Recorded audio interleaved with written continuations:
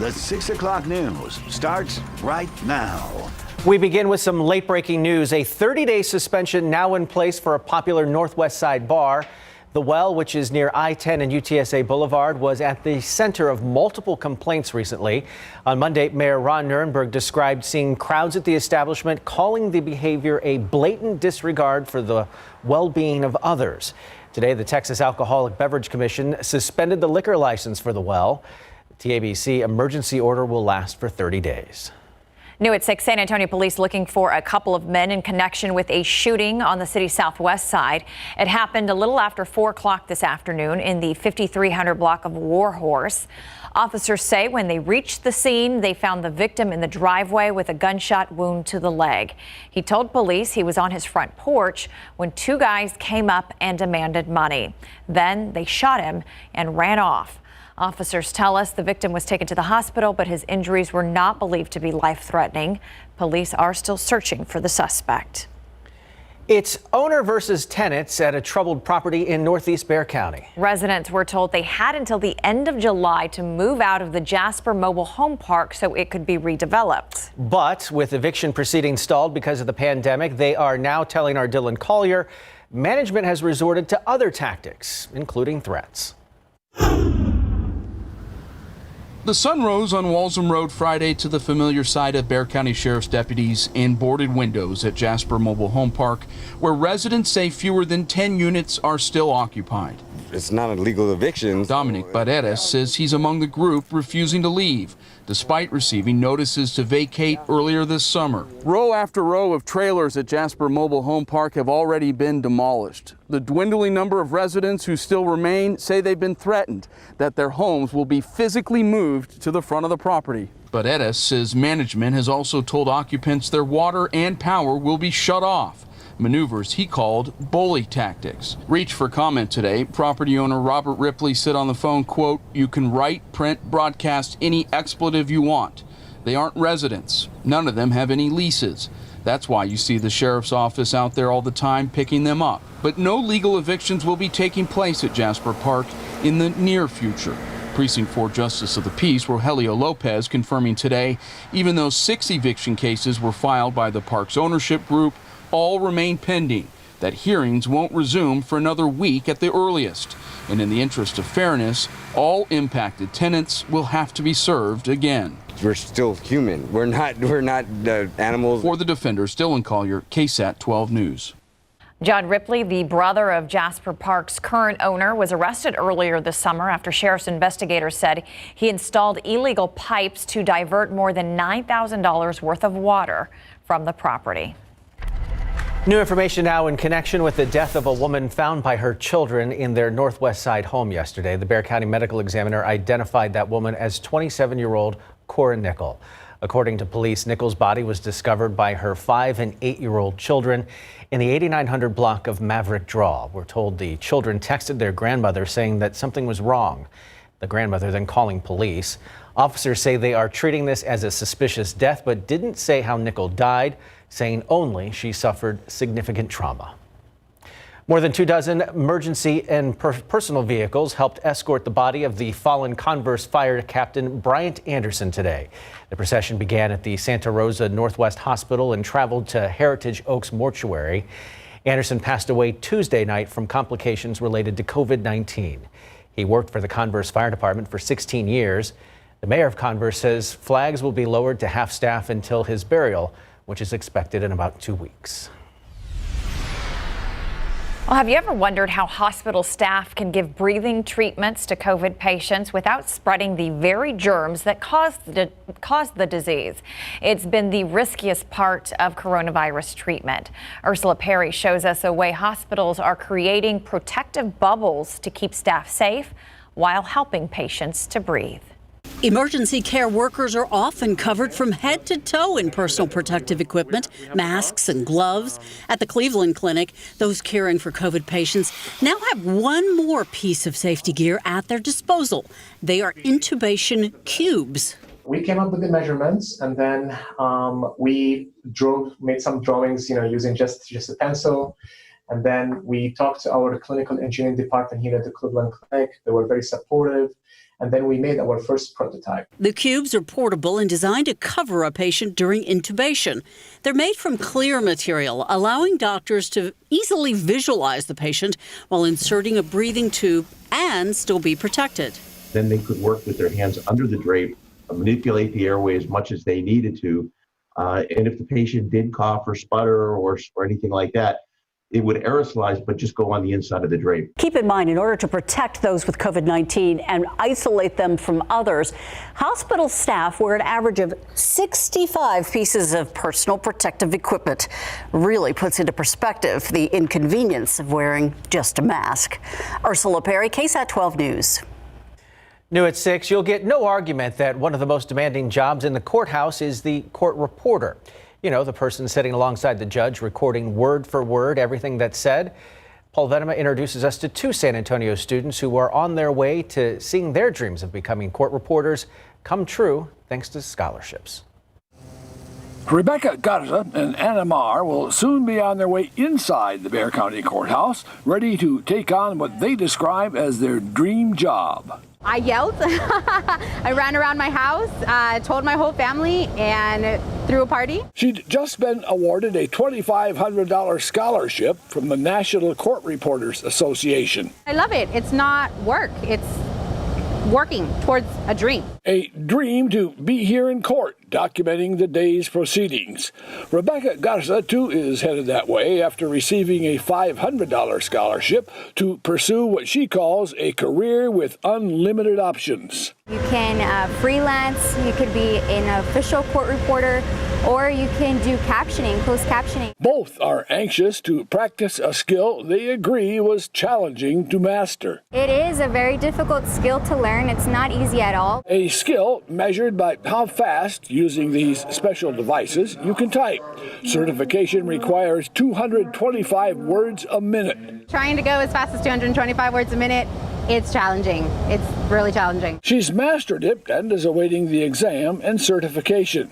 She's not the only one waiting. They are amazing, and we cannot wait to have them certified and out in the field. Paul Venema, KSAT 12 News.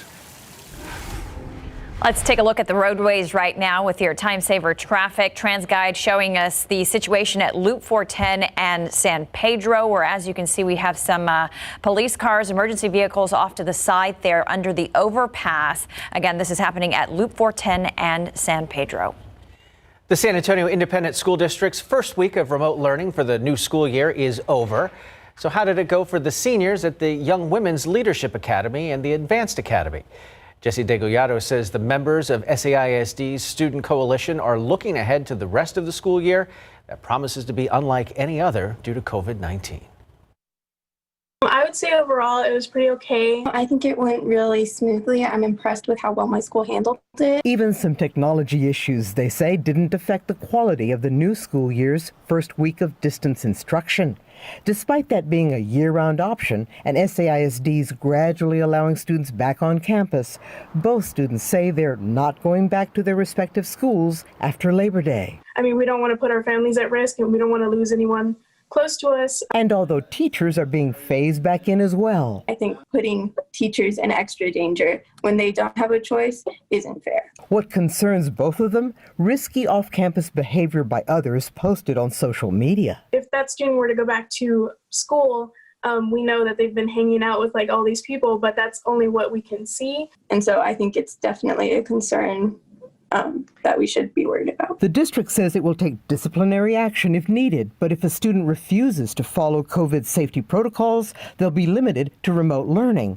But at what point will these two be willing to return to campus? Personally, I feel like I'd only be feeling safe going back once there's a vaccine. Or, she says, if there's an effective treatment for COVID. I hope that the cases will go down in San Antonio, but that's a lot of hoping. Jesse Degollado, KSAT 12 News.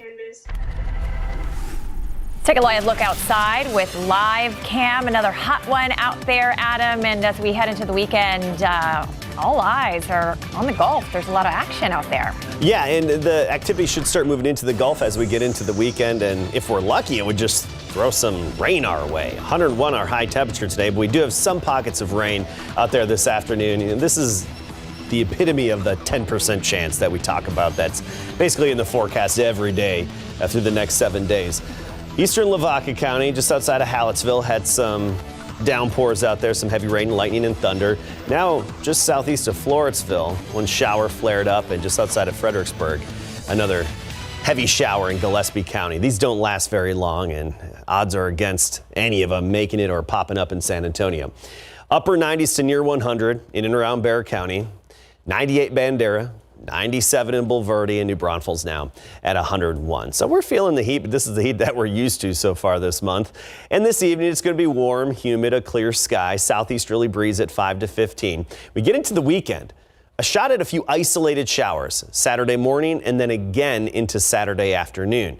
As for the tropics, we're really watching Tropical Depression 14 closely. This is likely to become Tropical Storm Marco with the path that would take it into the Gulf as we get into the upcoming weekend, and a lot of uncertainty in terms of where it could make landfall. So we're going to talk a lot more about that coming right up. This week we have continued to see good progress made in the fight against coronavirus here locally. Yeah, let's take you there to City Hall, where we are getting ready for the daily briefing with Mayor Ron Nierenberg. With Bexar County Judge Nelson Wolff. Tonight we're joined by Larry Schlesinger, who is the president and CEO of Texas Biomed, as well as Jennifer Harriet, deputy director of San Antonio's Metro Health. And this is our COVID-19 update for the San Antonio community. Tonight we're reporting 173 new cases of COVID-19 since yesterday, which brings our total to 44,814 in our community since the pandemic began. That makes our new 7-day moving average of new cases currently 142 cases per day. Unfortunately, we do have a number of new deaths to report tonight, 21 in total, which brings the total from the beginning of this pandemic to 698. These deaths occurred between July 22nd and yesterday, August 20th. 10 of the 21 were confirmed by Metro Health from the death certificates provided by the state of Texas. Again, as we go through these numbers, I always want to remind folks these are our loved ones, our neighbors, our friends, colleagues, so please keep their families in your prayers. Tonight in the hospitals, we're reporting 520 patients, which is down 12 from yesterday, 520 COVID-19 patients. 43 new COVID admissions to the hospitals since yesterday, 232 in ICU, which is down 7 from yesterday, and 153 down 10 on ventilators from yesterday. And that is the lowest number we've reported in quite some time on ventilators, thankfully. As far as capacity, we have 57% of ventilators available, as well as 14% of staffed hospital beds. So our hospital system remains under high stress. Let me turn it to Judge Wolff. Yeah, thank you, Mayor. First of all, let me thank Leah with Girls Inc. They sent me the face mask and this bandana, so appreciate very much them doing that. I was looking at that number today. We're 520 people in the hospital. It's interesting that it was 2 months ago, give or take a couple of days, June 23rd, we had 518. In other words, it took us 2 months to get all the way back to where we were in that period of time on June 23rd, fighting, trying to get it under control. But also on that day, in June the 23rd, where we had the 518, within 9 days, it doubled to over 1,019 in the hospital. Now, this clearly shows you, as one other example, how quickly the disease spreads and how long it takes for us to get it back under control. So we're on the right track. It's a slow process. We certainly couldn't get there without the tremendous help of all of you with the face mask and social distance and sanitation and staying away from large groups. But just remember that we cannot let our guard down, because this thing moves fast and furious, and it's deadly. That's a great reminder of how fast this thing moves, Judge. Thank you for that. As you know, you've probably been paying attention to the news on COVID-19, and one of the things that people around the world are waiting for is a vaccine to be developed that will help tremendously in how we fight this disease. The research that goes into a vaccine being created, some of that is being done right here in San Antonio, as it has been done in previous disease outbreaks. And I'm happy to introduce now Larry Schlesinger, who is the president and CEO of Texas Biomed, where some of that very vital research is performed. So turn it over to Larry, and maybe you can give us a lay of the land in the global picture on a vaccine, Larry. I'll be glad to, Ron. And thank you very much, Mayor and Judge, for having me here this evening. Good to be here and to update you on where we are. There continues to be strong progress on vaccine development worldwide. There's currently 165 vaccines in the development pipeline, and that's occurring really in only 4 to 5 months of the pandemic now. That's unbelievable. We have 32 vaccines that are in clinical trials, including 8 that are currently in the large phase 3 clinical trials, each estimated to recruit approximately 30,000 people. This is really important. These are the large trials that are going to tell us whether the vaccines that are being produced are safe and effective. And of course, we want to ensure for the public that they're safe and effective. And you probably have heard there are 2 that have actually been approved, one in Russia and one in China, although the data are scant, and really I think we should be very cautious about those 2 vaccines. Texas Biomed plays a major role in the preclinical development of the vaccines that you're hearing about. We currently have 4 validated animal models for COVID-19 that we are using to test both. All right, a very brief update from City Hall there. Let's quickly go over the latest numbers. 173 cases, bringing us to a total of 44,814, with 21 new deaths to report, of course, happening over the span of about a month or so, July 22nd to August 20th, bringing us now to 698. And when it comes to the hospitals, 520 people in there. That is down from 12, and the Judge Wolf made a pretty good point there when he was talking about June 23rd, we had 518 people in the hospital, and since then it took about 2 months to get back to that number to where we were before we hit that peak. So we hit the peak pretty quickly. After about 9 days, we doubled that into the thousands, and now it's taken 2 months to come back down the hill. Yeah, certainly. And of course, we are hearing remarks also from Texas Biomed's Larry Schlesinger about the updating us on the vaccine and how some of that research is being done right here in San Antonio. Moving now to weather, 99 degrees out there, Adam, and everybody getting ready for the weekend. And the weekend's going to be pretty straightforward, upper 90s, near 100. Slight chance of a few showers as we get into Saturday. The focus is really on the tropics right now. Let's get right to it. I told you I'd have an update here. Tropical Depression 14, likely to become Tropical Storm Marco very soon, actually, and move into the Gulf of Mexico this weekend. Now, this is a situation where I would prefer the National Hurricane Center to have an even bigger forecast fan, but it's incrementally made and has to be this size. Anyway, there really is the potential of landfall as a Category 1 hurricane or a tropical storm anywhere along the Texas or Louisiana coastline. This is a system that has more challenges than most and a lot more uncertainty than average associated with it, particularly in the path that it's going to take. So here's a look at the computer models and the spaghetti plots, and let's even get rid of the big outliers and just focus in on the ones that are a little closer together. There's still a 630-mile difference in their solutions, anywhere from Louisiana to Brownsville, okay? And this could actually be a historic situation. We also have Tropical Storm Laura, and there's the potential, particularly Monday evening, that we could have 2 hurricanes in the Gulf of Mexico at the same time. That has not happened in recorded history. And no, these don't come together and form a super hurricane. It's a Fujiwara effect is what it's called. 98 degrees, the high temperature this weekend, Saturday and Sunday. 30% chance of a few showers on Saturday, both in the morning and then again, another opportunity in the afternoon. Next week's forecast, especially the rain chances Tuesday, Wednesday, really hinges on the activity in the Gulf of Mexico and the solutions that will become more clear as the days go on. So be sure to check back with us and we'll keep you updated. Will do. Thank you, Adam. Larry Ramirez with sports next. Spurs guard Derek White had surgery on the second toe of his left foot yesterday, the Spurs telling us. He suffered the injury prior to the NBA restart in Orlando. He had the surgery in New York City, which was successful. White averaged a career best 11.3 points per game this season.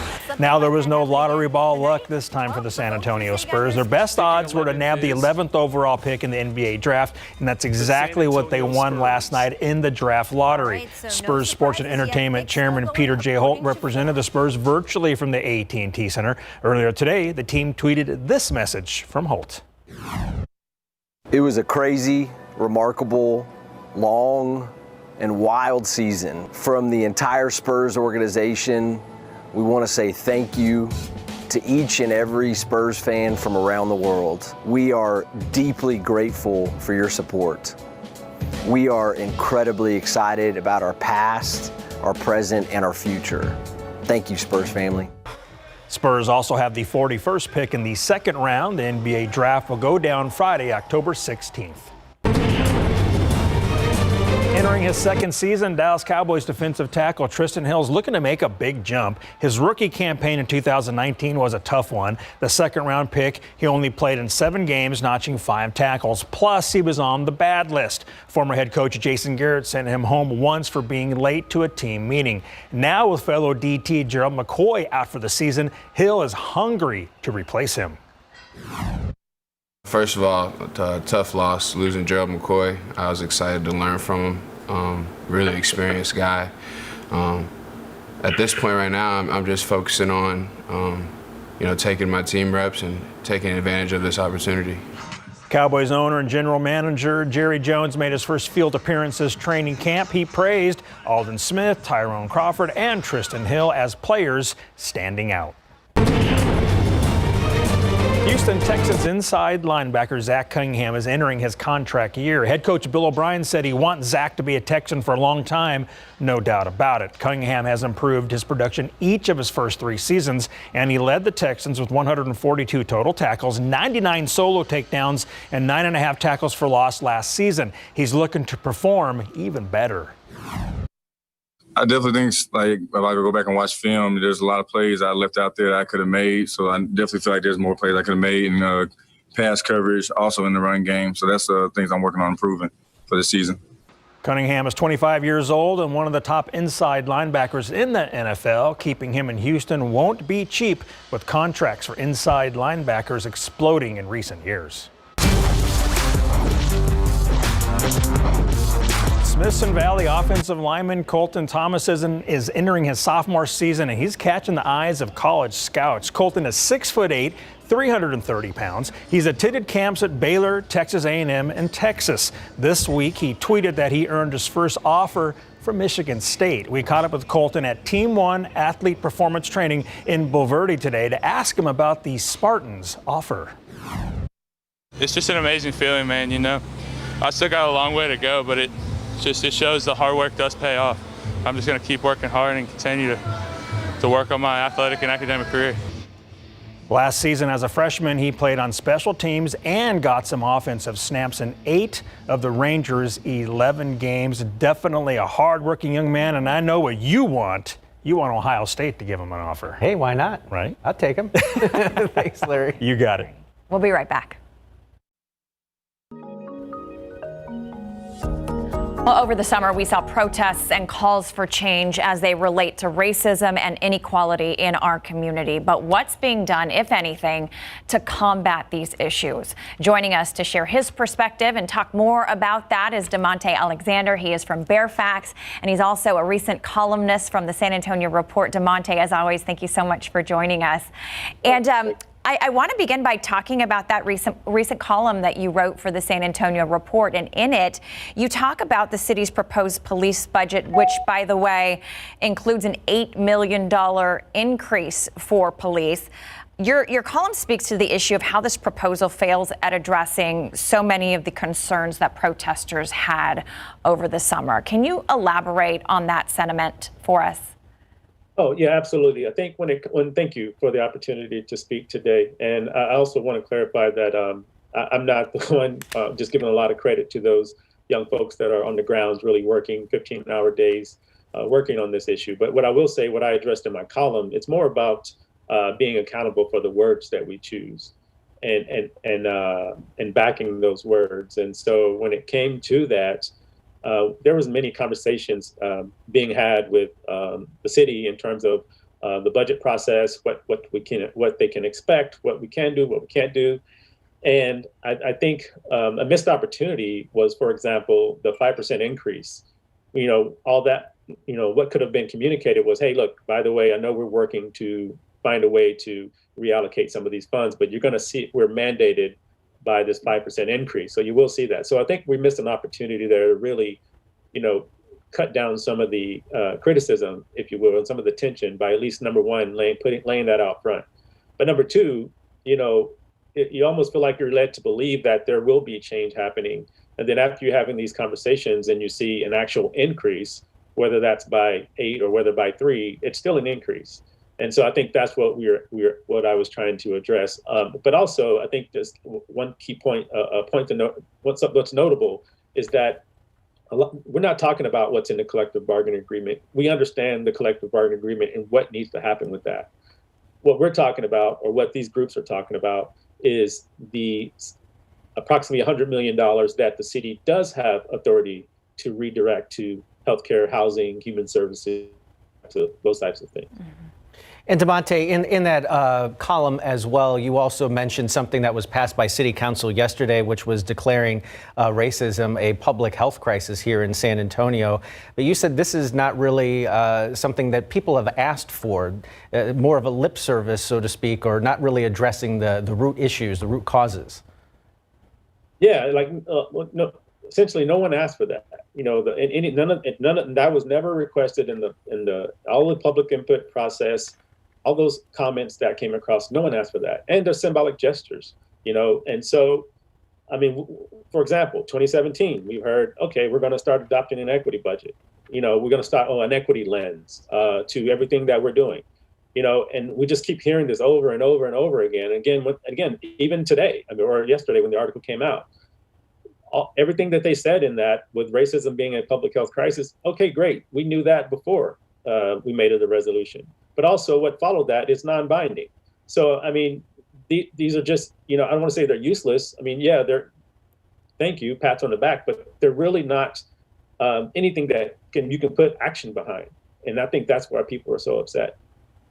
Demonte, you spoke with us briefly after or shortly after some of these protests were happening over the summer. In that time, have you seen a change in the community? And I'm not just talking about a policy level with City Council. Have you seen any changes, either for better or for worse, within our community? That's a really good question, Isis. I haven't personally seen the change. What we've been talking about, I've seen a lot of symbolic gestures. But I will say, in terms of the energy, from what I'm seeing from the activists and the community members, the energy hasn't changed. I mean, these guys are working, another 7 to 8 hours after they get off of their day jobs. They're combing through the budgets. They're looking at line item by line item, and they're really trying to look at both sides of this, and they're really doing the work. So the energy hasn't stopped on this side. And I think, again, where the tension comes from and where the frustration comes is, they're doing all of this work. They're asking the community to get involved. Hey, get involved. Call your council member. Boost civic engagement. Do all these different things, and you do it, and then you still get nothing. And I think that's where the frustration comes from. And it comes in the forms of these symbolic gestures, removing statues. Great, but what is that really doing to help somebody who's gonna be put out of their house today? What is that going to do for a family that's going to be homeless because they can't pay rent? Like, that doesn't help the people who are needing help today, especially in the times of a pandemic. And that's what I meant about, I'll lead right into the slow moving bureaucracy comment that I made. Yes, I was there, and I understand that there's measures in place and protocols in place to prevent the city from getting sued and lawsuits and all those different things. I get that.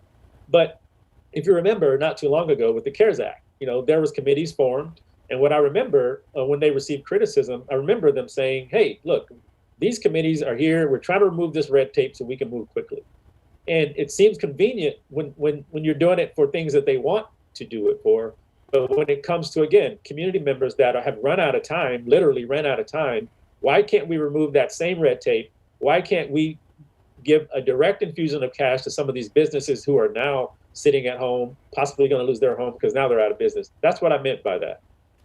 Obviously, the fight to end racism is larger than something that one person can do or one group of people can do. What is it that all of us need to do to work towards ending racism? Well, that's a big question, man. And I will say, first off, this country was founded on racism. When you talk about that, racism, economics was part of that.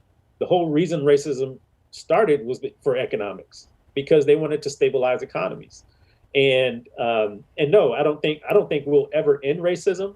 And I don't think any one person, it's on the backs of one person, but I think everyone has their own responsibility and their own space to call it out, to root it out, to do whatever they can in their own space, within their own power, within their own authority, to make sure that racism does not live where they're at. And also, to understand it comes in many different forms. There's discrimination that San Antonio has definitely been. If you the further you go back into our history, you see how San Antonio was built with redlining, with our education system, with our highway system. You make a left off of 35, you hit the east side, which has been divested in for years. You make a right and you have a $1 billion hotel industry to the right. So we're divided by our hotel system. We're divided by all these different school districts who do not want to collaborate with one another. And we're divided by the housing, and so it was just baked in over and over and over. And, in order to undo all of that, you have to use an equity lens, which I was happy to hear about that. But again, what have we done since that? And I think that's where, the frustration is just keeps building up year after year. Is we got a plan, we need more time. And, all in all, people are dying. People still are losing their jobs. And, unarmed black men are still being shot and killed. And so, where do we draw the line? And I think that's where you're seeing a lot of these, the anger spilling over in the streets, spilling over at city council. You're seeing a lot more anger coming out because it's just gotten to that point where it's ridiculous. Yeah, a long way to go for sure. Absolutely. DeMonte Alexander, we appreciate your time. And as always, we appreciate your perspective. Thank you so much for joining us. Thank you. Tim, thank you guys so much. I appreciate it. We'll be right back. A quick look at news around America today. American Airlines is temporarily dropping service to 15 smaller cities for about a month due to low travel. The airline says the pause runs from October 7th to November 3rd, but there isn't any guarantee flights will resume after that. The cities affected range from about 30,000 people, like in Del Rio, up to the Kalamazoo, Battle Creek, Michigan area, which includes about 500,000 people. Turning now to weather, 99 degrees out there as we take a live look outside with a kind of funky looking city. 99. Yeah, the clouds have moved in and they're shrouding out the sun a little bit there. We actually have a couple of pockets of rain, a few downpours out there to talk about. So we'll take a close look at radar in a moment. We have another shot at some rainfall on Saturday. Upper 90s this weekend, 2 tropical systems to talk about, both of which are headed into the Gulf of Mexico. Full update in a few minutes. If you had dueling hurricanes on your 2020 bingo card, get ready to mark that one off. Yeah, and let's talk about this. Isis, you mentioned it in the commercial break. So it's called the Fujiwara effect. And typically, when 2 hurricanes are in close proximity, they basically just dance around each other. There is a very, very rare occurrence or situation where they could merge together or one gets absorbed Which was into the my other. question. Yeah. Yes, I thought that would happen. It's very, very uncommon. Usually they just rotate around each other. And these ones don't look like they have any chance of even coming that close to each other to really do much of the dance out there in the Gulf. Anyway, let's take a look at the radar screen right now. A little bit of activity, the 10% chance we talk about. Well, you're looking at it right here over the past couple of hours. Downpour, heavy rain, southern Gillespie County. If you're in it, you have reduced visibility and you may pick up to about 1/4 of an inch of rain, even a little bit of lightning up there north of Sisterdale and especially in that northeastern corner of Kendall County. That's starting to fall apart, though, and you have this boundary that's moving in from the coastline and the coastal plain, and that's kickstarting a few showers. One in Wilson County, and even Lavaca County had some heavy rainfall on the eastern portion of Lavaca County, outside of Schulenburg, outside of Hallettsville. This evening, that's coming to an end. Sky's going to clear out and just going to be warm and humid left over for the rest of the night. Actually, those showers should be over with by sunset. We lose our daytime heating. Tomorrow, another chance. Early risers on Saturday, you could wake up to a few showers. So if you like that long early morning jog, bike ride, dog walk, whatever it is, just double check the radar. And then again into the afternoon, we'll probably have a few of those spotty showers popping up. All right, let's talk about the tropics. Two systems out there. Tropical storm Laura. That one's farther away than the one we're watching closely right now, which is Tropical Depression 14. This is actually kind of surprising and a little bit of a mystery. We were all anticipating this to be a tropical storm by now. It's just not at that level yet, but it is likely to turn into Tropical Storm Marco as it continues its slow trek to the northwest, moving into the Gulf of Mexico over the weekend, and then potentially becoming a Category 1 hurricane, a low-end Cat 1, but still a Cat 1 while it's in the Gulf of Mexico.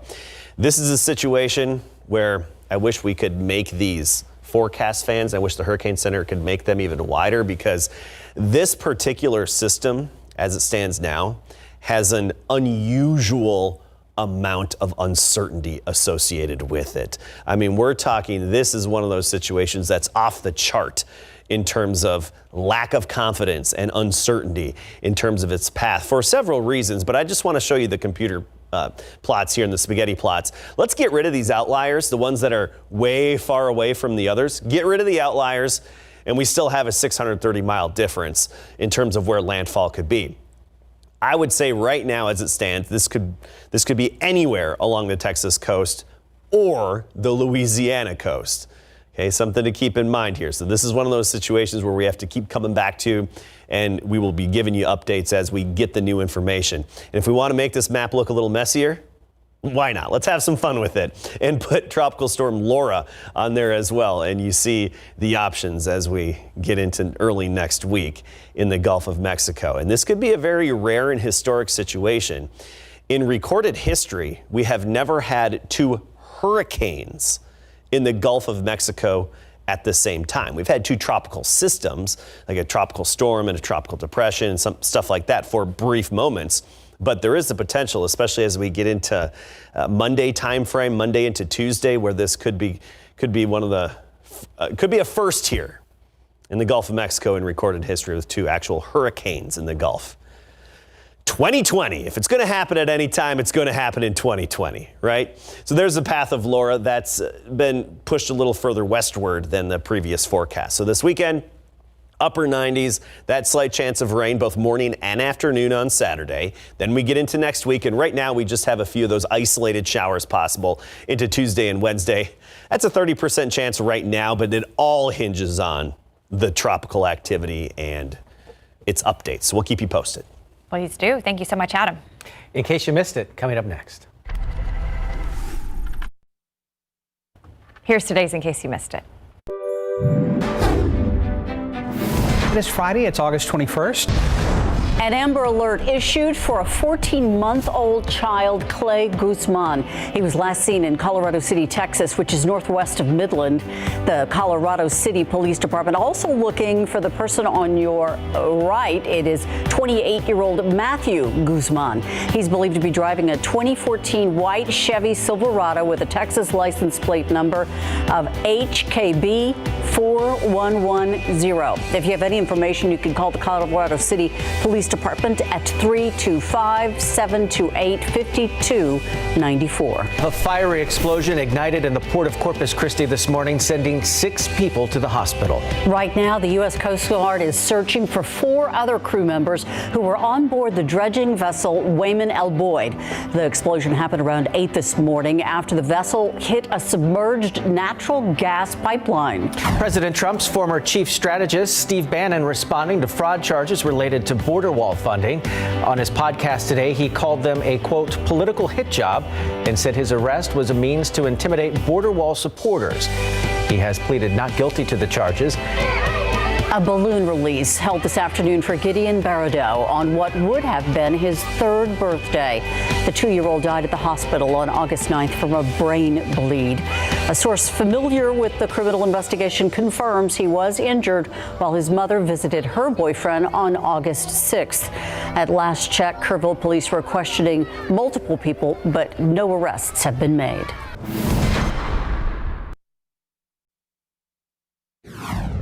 2020 has looked a lot different than years past. No fans for sporting events, masks in amusement parks, remote learning for students, and the same goes for a holiday tradition. The Macy's Thanksgiving Day Parade will still happen, but don't expect thousands of people to be crowding New York City sidewalks.